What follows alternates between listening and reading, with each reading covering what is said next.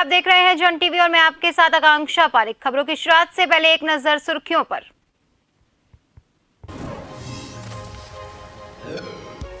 कर्नाटक विधानसभा चुनाव में कांग्रेस की हुई बड़ी जीत। सोमेश्वर हल्द्वानी विधानसभा क्षेत्र में कांग्रेस कार्यकर्ताओं ने जताई खुशी। हनुमान जी को मिठाई का लगाया भोग।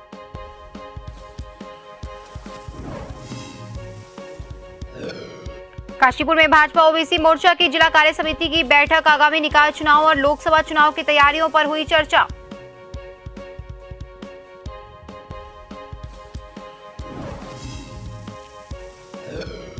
विधानसभा अध्यक्ष रितु खंडूरी का कोटद्वार दौरा। अधिकारियों से मिलकर विकास कार्य को लेकर दिए निर्देश। जनता दरबार में सुनी लोगों की समस्याएं।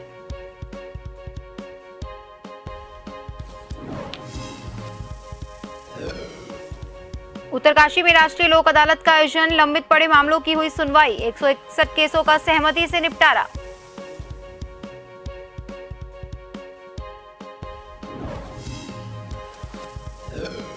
और श्री हेमकुंड साहिब की शुरू होगी यात्रा। जिलाधिकारी ने पैदल यात्रा मार्ग का किया निरीक्षण। व्यवस्थाओं को सुचारू करने का दिया निर्देश।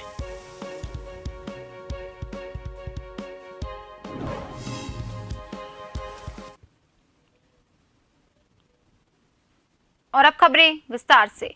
अल्मोड़ा जिले के सोमेश्वर विधानसभा में कांग्रेस कार्यकर्ताओं ने कर्नाटक विधानसभा चुनाव में कांग्रेस पार्टी की प्रचंड जीत पर सोमेश्वर हनुमान मंदिर में हनुमान जी को भोग लगाकर खुशी जताई। सोमेश्वर चौक पर ब्लॉक अध्यक्ष सोमेश्वर कुंदन सिंह भंडारी के नेतृत्व में पटाखे जलाकर जश्न मनाया गया। साथ ही मिठाई बांटकर खुशी जताई। ब्लॉक अध्यक्ष सोमेश्वर कुंदन सिंह भंडारी ने कहा कि कर्नाटक विधानसभा चुनाव में कांग्रेस की प्रचंड जीत हुई है। उन्होंने कहा, मोदी सरकार ने देश की जनता से झूठी घोषणाएं की है। देश की जनता ने मोदी सरकार को सबक सिखाया है।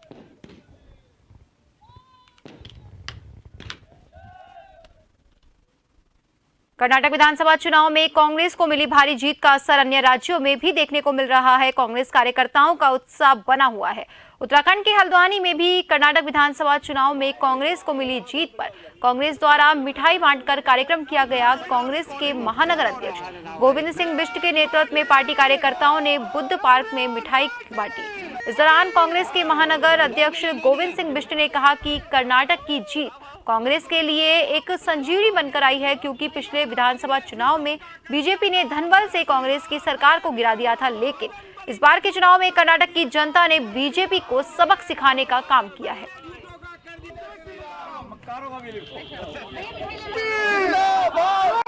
ये जनता के लिए भी संजीवनी है, क्योंकि जनमत का अपमान करके भारतीय जनता पार्टी ने जनादेश का अपमान किया था। पिछली बार ही कांग्रेस की सरकार आई थी और जिस तरीके से सरकार गिराने का काम भारतीय जनता पार्टी ने किया, लोकतंत्र का अपमान किया, जनमत का अपमान किया, तो इस बार जनादेश ने ये बताया कि जब जब आप जनमत का अपमान करेंगे तो जनता उसका जवाब देगी। जनता ने जवाब ही नहीं, पूरा हिसाब दिया है। पूरे देश के अंदर 9 साल में इस पार्टी ने सांप्रदायिकता, कहीं पर बेरोजगारी की, महंगाई की, पूरे देश के अंदर ये जवाब नहीं देंगे कि किस तरह पुलवामा में 40 लोग हमारे शहीद हुए। ये सिर्फ और सिर्फ देश के अंदर सांप्रदायिकता फैलाकर करके इस देश को, इस खूबसूरत देश को, इस अभूतपूर्व जो हमको मैंडेट मिला है, वो इस बात का सबूत है कि भगवान श्री राम के नाम को इस्तेमाल करने वाले ये लोग आज बजरंगबली के नाम पर ऐसा पिटे। कांग्रेस प्रदेश अध्यक्ष करण मेहरा ने मुख्यमंत्री पुष्कर सिंह धामी को किसान के मुद्दे को लेकर पत्र लिखा। उन्होंने कहा, प्रदेश में गन्ना किसानों का भुगतान अभी तक सरकार द्वारा नहीं किया गया और न ही सरकार ने अभी तक फसलों का सार्थक मूल्य तय किया है। बिन मौसम बरसात और ओलावृष्टि से फसलें खराब हो चुकी है, लेकिन अभी तक सरकार द्वारा इस मामले पर कोई ठोस कदम नहीं उठाया गया। उन्होंने सरकार पर तंज कसते हुए कहा, किसानों की आय दोगुनी करने की बात करने वाली सरकार संवेदनहीन है और सरकार को किसान के नुकसान से कोई मतलब ही नहीं। हमने इन सभी मामलों को लेकर मुख्यमंत्री पुष्कर सिंह धामी को पत्र लिखा। अगर 1 महीने के अंदर इन तमाम मुद्दों पर कार्यवाही नहीं होती तो कांग्रेस उत्तराखंड के समस्त जिलों में सरकार को घेरने का काम करेगी।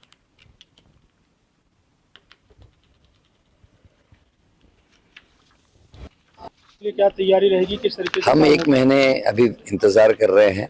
1 महीने में अगर कुछ फ्रूटफुल रिजल्ट्स निकले और किसानों का बकाया भुगतान हो जाए और समर्थन मूल्य में कुछ बढ़ोतरी हो तो हम फिर और भी चीजें हैं, जैसे बारिश में असमय बरसात से लोगों की गेहूं की फसल खराब हुई है, ओलावृष्टि से नुकसान हुआ है।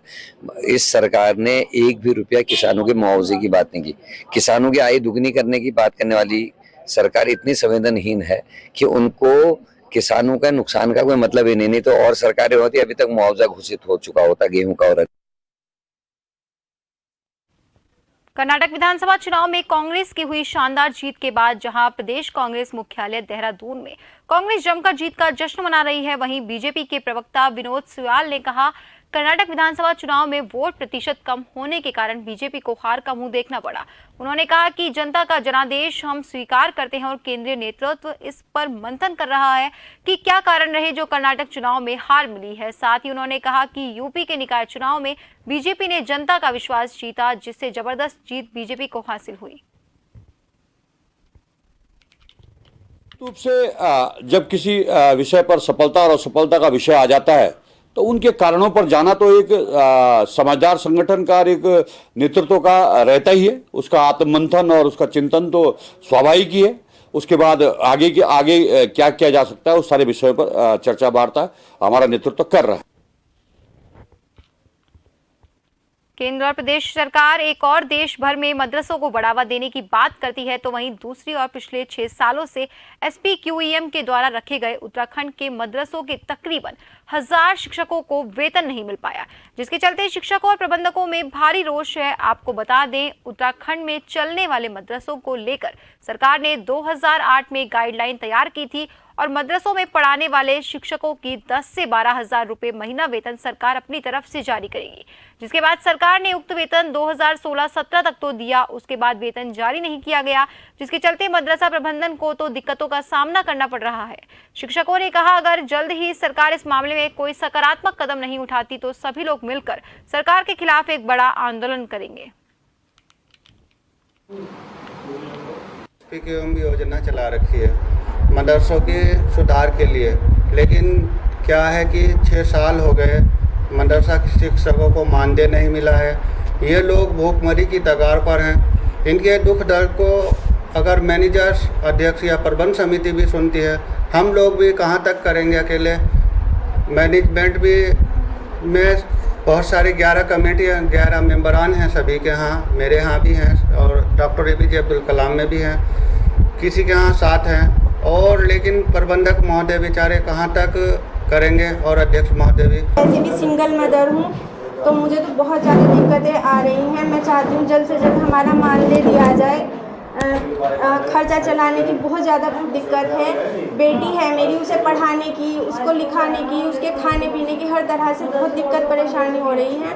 भारत सरकार से निवेदन है कि जल्द से जल्द हमारा वेतन देने की कृपा करें। देहरादून के हाथी बड़कला स्थित सर्वे स्टेडियम में आयोजित 4 दिवसीय मिलेट्स महोत्सव के दूसरे दिन केंद्रीय कृषि राज्य मंत्री कैलाश चौधरी पहुंचे। उन्होंने अपने संबोधन में कहा कि मिलेट्स महोत्सव का आयोजन भारतीय किसानों के लिए मील का पत्थर साबित होगा। उन्होंने इस मौके पर कहा कि आज कृषि के क्षेत्र में पढ़ लिख कर युवा आगे आ रहे हैं, जिससे देश में लगातार कृषि क्षेत्र में तरक्की हो रही है। इस आयोजन के लिए कृषि मंत्री उत्तराखंड गणेश जोशी का भी धन्यवाद किया। उन्होंने कहा कि प्रधानमंत्री नरेंद्र मोदी ने मोटे अनाज का नाम श्री अन्न रखकर लोगों की सोच में बदलाव लाने का काम किया। श्री अन्न के उपयोग से बहुत सारी बीमारियों को दूर किया जा सकता है। इस मौके पर हरिद्वार सांसद रमेश पोखरियाल निशंक ने कहा कि मिलेट्स का बढ़ावा उत्तराखंड के किसानों के लिए काफी महत्वपूर्ण है। इससे पहाड़ का पलायन रुकेगा, साथ ही किसानों को रोजगार मिलेगा।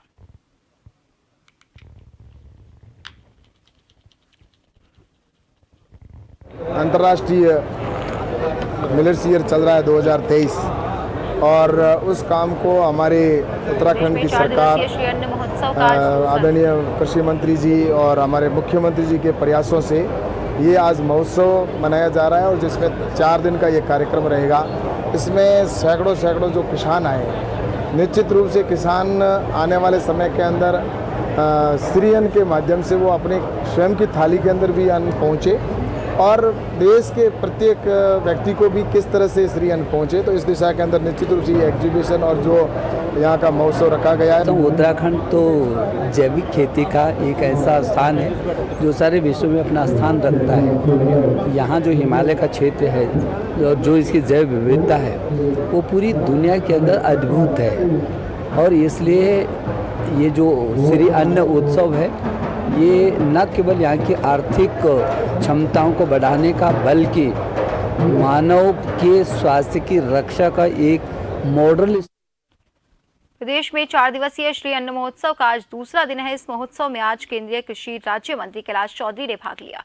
महोत्सव में बड़ी तादाद में किसान भाग ले रहे हैं। आपको बता दें, इस दौरान विभिन्न सरकारी योजनाओं को लेकर 134 स्टॉल्स लगाए गए हैं।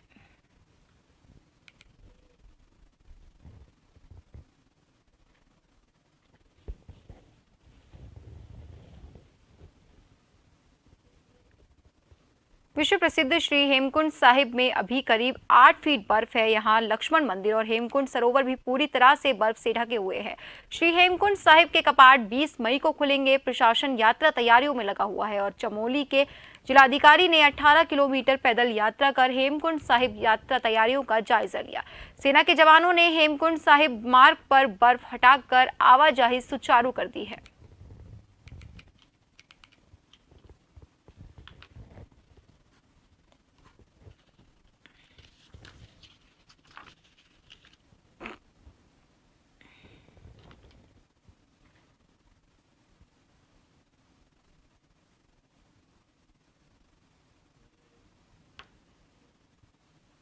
ऋषिकेश क्षेत्र की गौहरी माफी ग्राम सभा में क्षेत्र में जगह जगह प्लांटिंग को लेकर नियमों की जांच को लेकर प्रशासन और एमडीडीए हरकत में आया। कृषि भूमि पर व्यावसायिक गतिविधियों को लेकर एसडीएम के निर्देश पर एमडीडीए ने नोटिस जारी कर संबंधित लोगों से दस्तावेज उपलब्ध कराने को कहा। 7 दिन में संतोषजनक जवाब नहीं मिलने पर प्लॉटिंग ध्वस्तीकरण के साथ साथ प्लॉटिंग करने वालों पर सख्त कानूनी कार्रवाई के बाद एसडीएम ने कही है।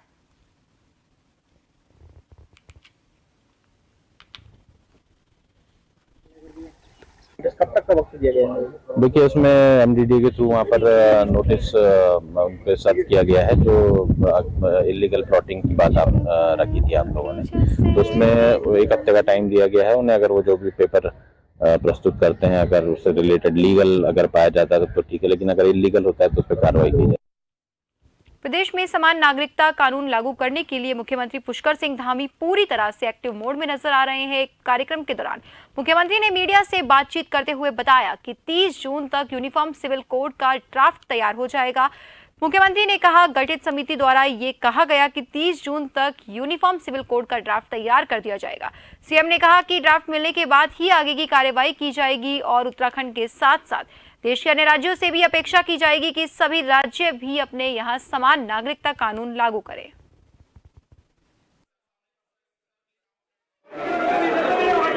30 जून तक हमको उसका ड्राफ्ट मिल जाएगा।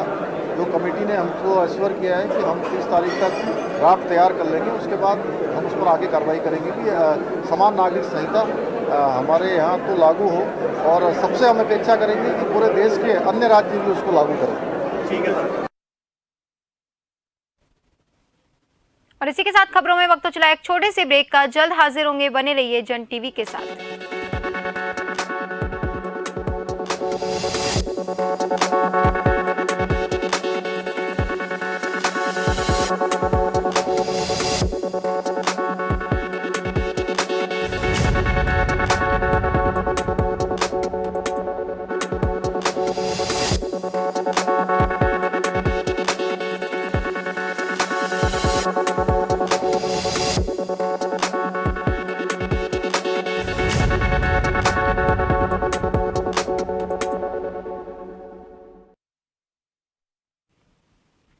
ब्रेक के बाद एक बार फिर से आपका स्वागत है। बढ़ते हैं अगली खबर की ओर।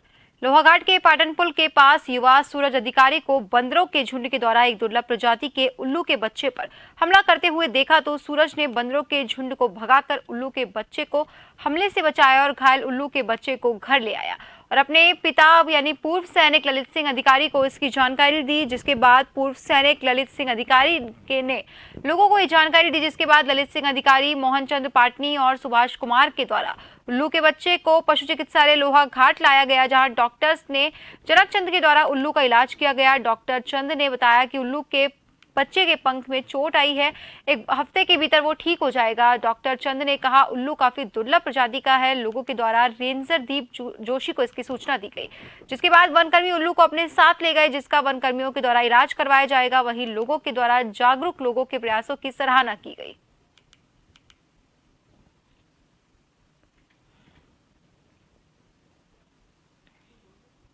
बहुत ज़्यादा खराब नहीं है, हल्का सा एक विंग में इसके जो पंख में थोड़ा सा घाव है, लेकिन एक हफ्ते तक लगभग इसको अपने उसमें रखना पड़ेगा, इनको थोड़ा अपने उसमें अपनी निगरानी में। उसके बाद ठीक है। एक तो बच्चा है अच्छी तरह उड़ नहीं पा रहा है ये, और हल्का सा थोड़ा सा चोट है एक पंख में थोड़ा सा, इसका एक हफ्ते में ठीक आ जाएगा ये। लोहाघाट पाटनपुर में रहता हूँ। वहाँ पर मेरे मकान के ऊपर में एक जंगल देवरानी पड़ती है, वहाँ पर मेरा लड़का डॉगी को लेकर के गया था, तो तब तक बंदर इसके ऊपर हावी हुए थे, मार रहे थे। बच्चा है तो मेरे लड़के ने देख लिया, तो उसने उठा करके घर में लाया, देखा तो इसका पंख डैमेज हुआ था। फिर मैंने रात को अपने घर में रखा था, तो कुछ खाना वाना तो कुछ खा रहा नहीं रहा, इसका अंदाज नहीं आ रहा है। लेकिन अभी फिर मैं इसके बाद मैंने मोहन पाटनी जी से और सुभाष दिवस परेड 2023 के मौके पर कर्तव्य पथ नई दिल्ली में प्रदर्शित उत्तराखंड राज्य की झांकी मानसखंड पूरे देश में प्रथम स्थान पर रही। वर्तमान में उत्तराखंड राज्य के विभिन्न जनपदों का भ्रमण करने के बाद मानसखंड झांकी आज सीमांत जनपद उत्तरकाशी पहुंची,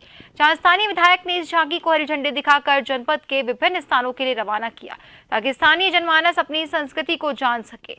मानसखंड झांकी चिन्नाली, सौड़, डूंडा, ज्ञानसू, उत्तरकाशी, भटवाड़ी, ब्रह्मखाल, बड़कोट, नौगांव, पुरोला, मोरी का भ्रमण करेंगी।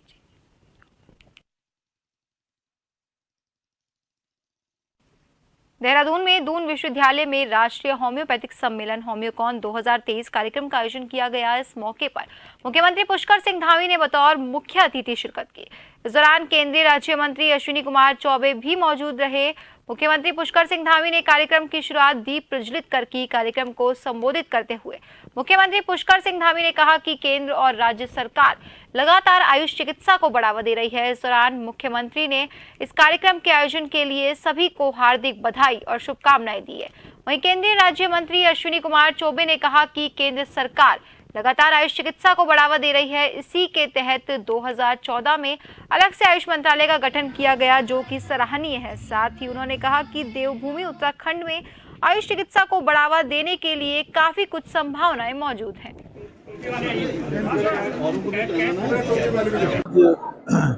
होम्योकॉन 2023 यहाँ पर आयोजित हुआ। इसमें हमारे बहुत सारे होम्योपैथी से जुड़े हुए, चिकित्सा क्षेत्र में जुड़े हुए अनेकों विशेषज्ञों ने और इस क्षेत्र में काम करने वाले लोगों ने भाग लिया है।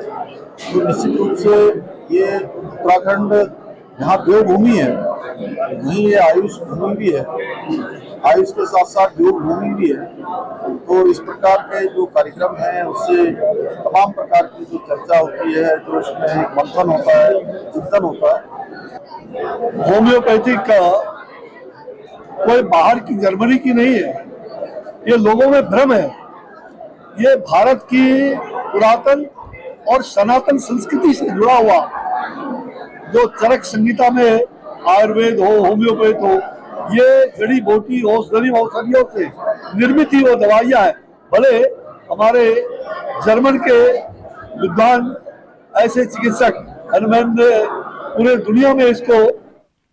सांस्कृतिक नगरी अल्मोड़ा में प्रभारी निरीक्षक कोतवाली अल्मोड़ा संजय पाठक ने कंप्यूटर ट्रेनिंग सेंटर ITDA चौघान पाटा अल्मोड़ा में कंप्यूटर प्रशिक्षण ले रहे छात्र छात्राओं को सड़क सुरक्षा के प्रति सजग करते हुए यातायात नियमों की जानकारी दी। यातायात नियमों के उल्लंघन पर MV एक्ट के तहत दंड के प्रावधानों की जानकारी देकर जागरूक किया गया।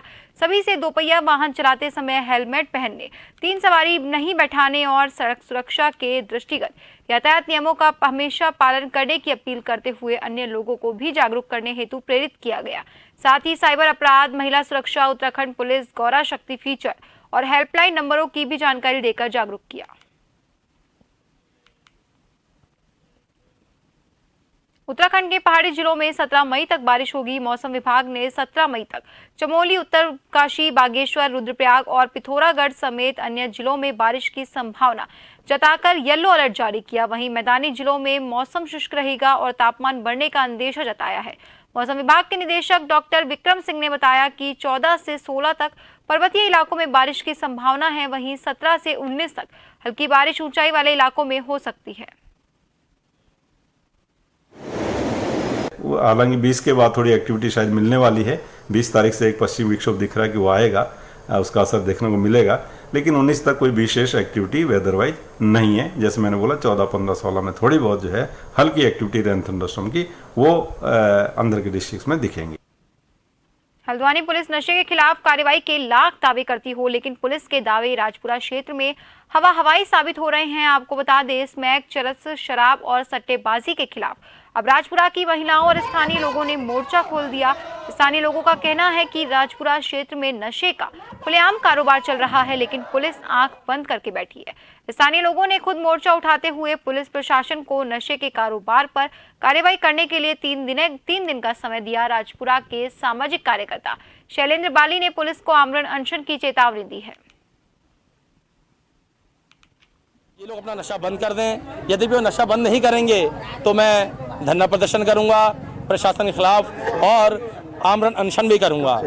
मैं ये 2 दिन बाद यानी 3 दिन का समय दे रहा है और 3 दिन में मैं जो है आमरण अनशन के लिए इसी चौराहे पे संतोषी माता मंदिर के चौराहे पे यहाँ बैठूंगा और आमरण अनशन करूंगा। यहाँ जुए, सट्टेबाजी, स्मैक और भी बहुत सारे नशे हैं जो यहाँ पे क्षेत्र में चल रहा है। हम चाहते हैं कि हमारे क्षेत्र से नशा का पूरा जो काला धंधा है, व्यापार यहाँ पे चल रहा है, ये बहुत दूर चले जाए यहाँ से।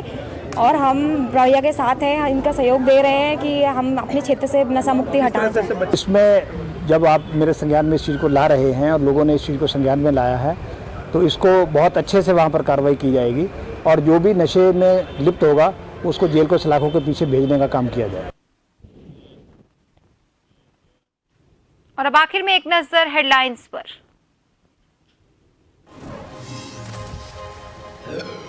कर्नाटक विधानसभा चुनाव में कांग्रेस की हुई बड़ी जीत। सोमेश्वर हल्द्वानी विधानसभा क्षेत्र में कांग्रेस कार्यकर्ताओं ने जताई खुशी। हनुमान जी को मिठाई का लगाया भोग।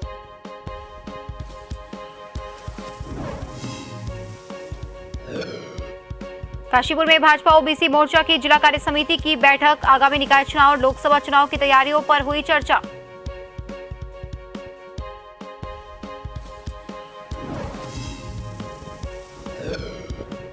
विधानसभा अध्यक्ष रितु खंडूरी का कोटद्वार दौरा। अधिकारियों से मिलकर विकास कार्यों को लेकर दिए निर्देश। जनता दरबार में सुनी लोगों की समस्याएं।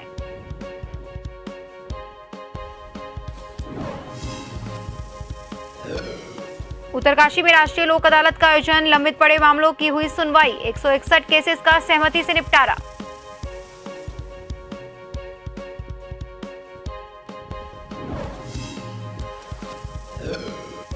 और श्री हेमकुंड साहिब की शुरू होगी यात्रा। जिलाधिकारी ने पैदल यात्रा मार्ग का किया निरीक्षण। व्यवस्थाओं को सुचारू करने के दिए निर्देश।